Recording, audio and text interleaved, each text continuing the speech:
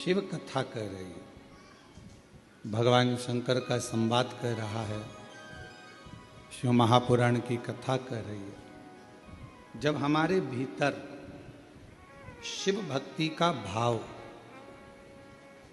भगवान शंकर की आराधना का भाव प्रकट होता है, तब समझें कि जिंदगी जो मानव की देह मिली है, मानव का शरीर मिला है, वो सार्थक हुआ। जैसे भगवान नेत्र दे दे और ज्योति ना दे तो फिर वो नेत्र अच्छे लगेंगे? जम के बोलो। नेत्र हो तो ज्योति का होना, मुख हो, जिह्वा हो तो वाणी का होना, श्रवण है, कान है तो श्रवण शक्ति का होना जरूर।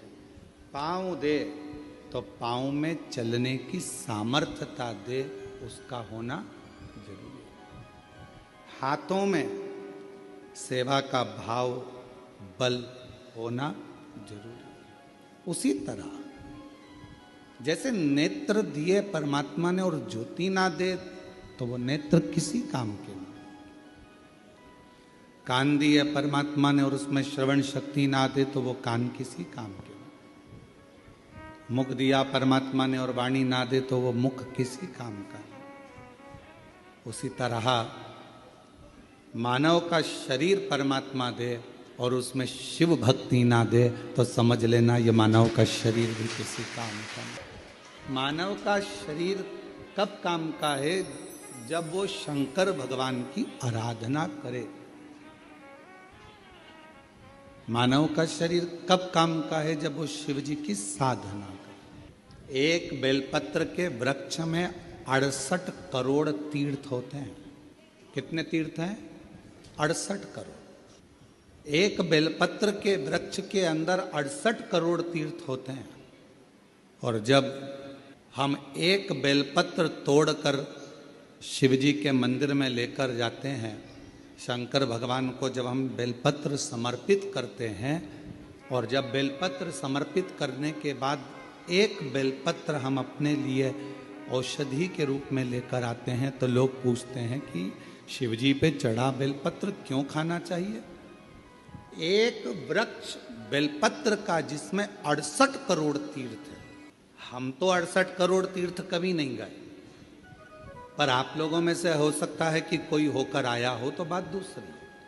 पर आज भी फुल कॉन्फिडेंस से कहते हैं कि हम एक बेलपत्र के वृक्ष की परिक्रमा करते हैं, उसके चरणों में जाते हैं और एक बेलपत्र उठाकर जब हम शिव जी को चढ़ाते हैं तो 68 करोड़ तीर्थ का पुण्य हमारे भाग्य में आ जाता है। और इतने पवित्र तीर्थ, हजारों हजारों नदियाँ, हजारों हजारों कुंड, हजारों हजारों बावड़ियाँ, सरोवर, तालाब भारत की भूमि पर विराजमान है। कुछ तीर्थ भारत की भूमि के बाहर भी, जैसे पशुपतिनाथ नेपाल में, माँ हिंगलाज माता पाकिस्तान में, ऐसे कई तीर्थ बाहर भी हैं। अब 68 करोड़ तीर्थ हम कभी नहीं गए, पर हमने हमारी जिंदगी में एक नियम हमेशा बनाकर रखा कि कार्तिक के महीने में बेलपत्र के वृक्ष की परिक्रमा और बेलपत्र के वृक्ष के नीचे एक घी का दीप जलाने का नियम बनाया। तो ये हमें विश्वास है कि हमारे 68 करोड़ तीर्थ पूरे हो। अब लोग कहते हैं गुरुजी एक बेलपत्र हम शिव जी को चढ़ी हुई उठाकर लाते हैं, बाबा से औषधि के रूप में लेकर आते हैं, तो ये बेलपत्र है तो पेड़ की, वृक्ष की, ये इतनी अमृत कैसे हो जाती है कि लोगों की बीमारियां ठीक हो जाती हैं, तकलीफें ठीक हो जाती हैं, शुगर लेवल में हो जाती है, बीपी, थायराइड सब ठीक हो जाता है, सोराइसिस जैसी बीमारियां ठीक हो जाती हैं, किडनी लीवर जैसा ठीक हो जाता है। एक बेलपत्र इतना औषधि का कार्य कैसे कर जाता है? तो शिव महापुराण में वर्णन किया, उमा संहिता के अंतर्गत 68 करोड़ तीर्थ एक बेलपत्र के वृक्ष में है।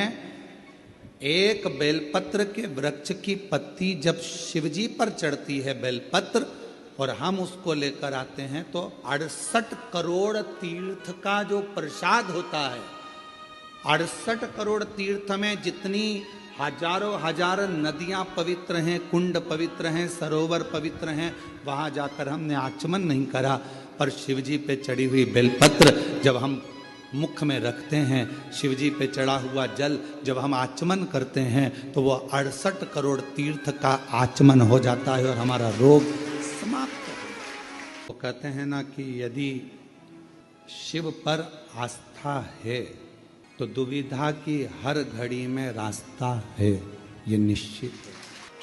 अगर भगवान देवाधिदेव महादेव पर हमारी आस्था टिकी हुई है, हमारा विश्वास टिका हुआ है, हमारा भरोसा टिका हुआ है, तो जिंदगी में कितनी भी मुश्किलें आ जाएं, हर मुश्किल में रास्ता मिल ही जाए।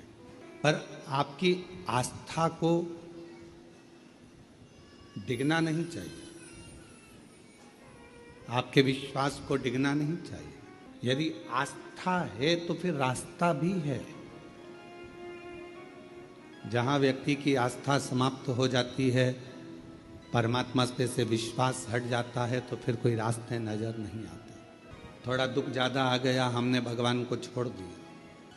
थोड़ी तकलीफें आ गई तो हमने भगवान को छोड़ दिया। एक पति मिले, उनसे पूछा कि तुम भगवान को क्यों नहीं भजते, तो कहा मेरी धर्म पत्नी शांत हो गई, इसलिए मैंने परमात्मा को छोड़ दिया। एक आया है और एक को जाना है। ये श्वासें जितने दिन हमको मिली है, आपको मिली है, इन श्वासों के बल पर ये शरीर जो चल रहा है, ये जितने दिन आप अच्छा कर सकते हो और अपनी जिंदगी को अच्छा बना सकते हो, बना लो। फिर ये श्वास का कोई भरोसा नहीं। विश्वास और आस्था के बल पर ही परमात्मा रास्ता देता है। मेरी धर्म पत्नी चली गई, मैंने भगवान को उठाकर रख दिया, अब मैं भगवान को कभी नहीं पूछूंगा। हमने पूछा भगवान ने तेरा क्या बिगाड़ा कि मेरी पत्नी चली गई? तो हमने पूछा भगवान आए थे लेने के लिए? तो लेके तो वही गए हैं। नारद का संवाद श्रीमद् भागवत में लिखा हुआ है, देवऋषि नारद का संवाद, उसको पढ़िएगा। नारद जी ने भगवान विष्णु जी से जाकर प्रश्न किया कि ध्रुव जी की उम्र 4 वर्ष की है, प्रहलाद जी की उम्र 5 वर्ष की है, और मेरी उम्र कई हजार वर्ष की हो गई, और मैं तप कर कर कर मर भगवत भजन करता करता मेरी जिंदगी पूरी की पूरी ऐसी निकल गई, मरण सैया तक पहुंच गया, पर भगवान ना मिलता। और वो 4 वर्ष के ध्रुव को, 5 वर्ष के प्रहलाद को भगवान मिल जाता। मैंने इतने सालों तपस्या करी और मुझे परमात्मा नहीं मिला। श्रीमद् भागवत का ये संवाद देव ऋषि नारद का कहता है, भगवान नारायण से प्रश्न किया कि मैंने इतना तप किया और परमात्मा नहीं मिला, और वो ध्रुव जी को 4 वर्ष में, प्रहलाद को 5 वर्ष में भगवान का दर्शन हो गया। कैसे, क्यों?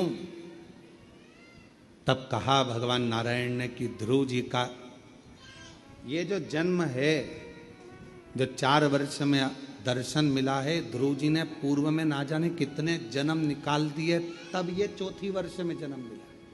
यहां तुम्हारी उम्र नहीं देखी जाती परमात्मा के पास में। परमात्मा के करीब में तुम्हारी उम्र कोई नहीं देखेगा। परमात्मा तो केवल ये देखेगा कि पूर्व में कितनी श्वास हो चुकी थी, कितनी श्वास तक तूने भजन किया, कितनी श्वास तक तूने भगवत स्मरण किया, कितनी श्वास तक तूने मंत्र जाप किया, कितनी श्वास तक तूने भगवत नाम लिया, कितनी श्वास तक तू स्मरण करता रहा। उन श्वासों के बल पर तेरा काउंट करा जाएगा, और फिर उस काउंट में तेरे को दर्शन मिल जाएगा। अब वो भाई बोला कि मेरी पत्नी मर गई तो मैंने भगवान को छोड़ दिया। हमने कहा भगवान कोई दूसरा रास्ता निकालेगा। तुम कितने वर्ष के हो? कहा 40 वर्ष का। मैंने कहा इतने अवस्था में तुम अपनी हिम्मत को हार दिए, परमात्मा को छोड़ दिए। अपने भीतर एक आस्था और प्रकट करो। अपने भीतर परमात्मा के प्रति भाव प्रकट करो। उसने फिर भगवान की अविरल भक्ति को करना प्रारंभ करा, भजन करना प्रारंभ करा। और वो व्यक्ति हमको 2-3 साल तक नहीं दिखा। 2-3 साल के बाद वो व्यक्ति फिर दिखा तो हमने फिर पूछा, क्यों भाई अब कैसे हो? शिव जी को जल चढ़ाते हो? हाँ, मैं भी चढ़ाता हूँ और मेरी पत्नी भी चढ़ाती है। मंदिर जाते हो? हाँ, मैं भी जाता हूँ, मेरी पत्नी भी जाती है और मेरा एक छोटा सा बच्चा है 1 साल का, वो भी मंदिर जाता है। हमने कहा 3 साल पहले तुम भगवान पर ब्लेम कर रहे थे कि भगवान की पूजन नहीं करूँगा, अर्चना नहीं करूँगा। अब तो कहा वो 1 लोटे जल ने कमाल कर दिया, मेरा पूरा परिवार वापस मुझे लौटा दिया। और पूरा बस आस्था है शिव पर तो दुनिया के सारे दुख में एक रास्ता शिव तुम्हारे लिए अलग से खोल दे। यदि शंकर भगवान पर यदि आस्था है तो शिव रास्ता खोलेगा। ये दोनों हमारे भोपाल वाले भाई और बहन बैठे हुए हैं, दोनों खड़े हो जरा। ये दोनों पति पत्नी आज से नहीं, बाबा के धाम से कई सालों से जुड़े हुए। जिस समय पर बाबा के धाम में कुछ भी नहीं था, केवल कंकर ही कंकर था और बाबा ही बाबा थे और पेड़ ही पेड़ थे, उस समय पर से ये लोग जुड़े हुए हैं। पहले आए थे जब कुछ और बाबा के धाम में आकर जब बाबा की पूजन अर्चना करना प्रारंभ करी, ऐसा कोई महीना नहीं जाता होगा शायद कि आप लोग नहीं आते होंगे। और मैं तो नाम भी नहीं जानता, केवल स्वरूप से पहचानता। मैं केवल इनको स्वरूप से जानता हूँ कि ये हर महीने 1.5 महीने में बाबा के धाम आते रहते हैं। बैठिए। शिव कृपा, शंभू की कृपा, करुणा, उनकी उदारता, उनकी दया क्या प्रदान करती है, ये उस पर निर्भर। कितना सुंदर कहा है महाराज। यदि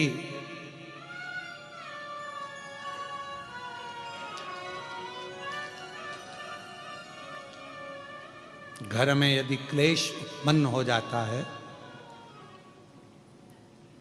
आपका धन, आपकी प्रॉपर्टी, आपकी जमीन, आपका प्लाट, आपका दुकान, आपका पैसा यदि किसी ने कब्जा कर लिया और छोड़ नहीं रहा, प्रत्येक अमावस्या के दिन पीपल के वृक्ष के नीचे जाकर 2 दीप लगाइए घी के।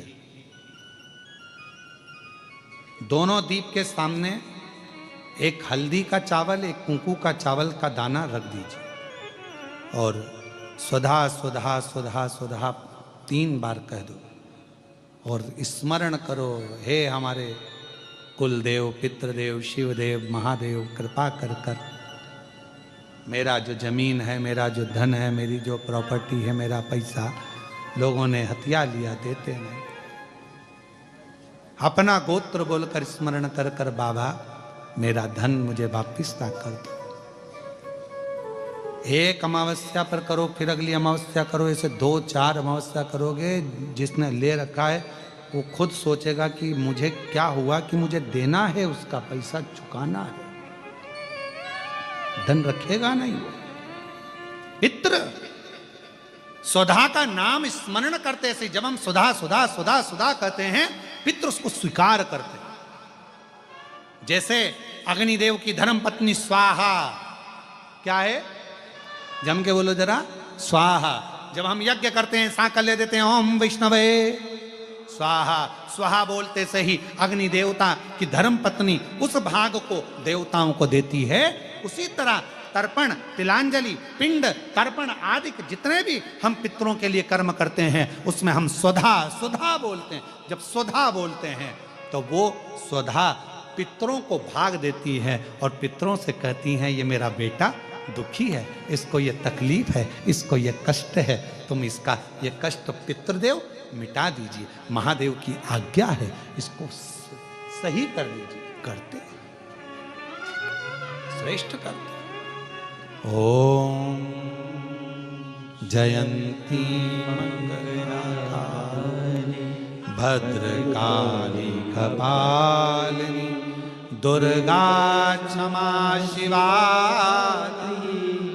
स्वाहा स्वधा नमोस्तुते। जयंती मंगलाकाली भद्रकाली कपालिनी दुर्गा क्षमा शिवा धात्री स्वाहा स्वधा नमोस्तुते। स्वधा का उच्चारण हमको सुख प्रदान करता है, स्वधा का उच्चारण हमें संपदा प्रदान करता है। अगर किसी व्यक्ति के जीवन में खो गया, कर्जे में डूब गया, कर्जा बहुत हो गया, पैसा चले गया, गाड़ी चली गई, मकान चले गया, सब गिरवे रखा गया, सब कुछ समाप्त हो गया, उसको प्रत्येक प्रदोष को, प्रत्येक अमावस्या को घी का दीप किसी भी पेड़ के नीचे, ये 5 वृक्ष बताए हैं पितृभाव के, उन 5 वृक्ष में से कहीं पर भी बड़, पीपल, आंवला, शमी, बेलपत्र आदि 5 वृक्ष में से किसी भी वृक्ष के नीचे प्रज्वलित करे और कामना करे, उसका कर्जा चूकता ही है, चूकता। 4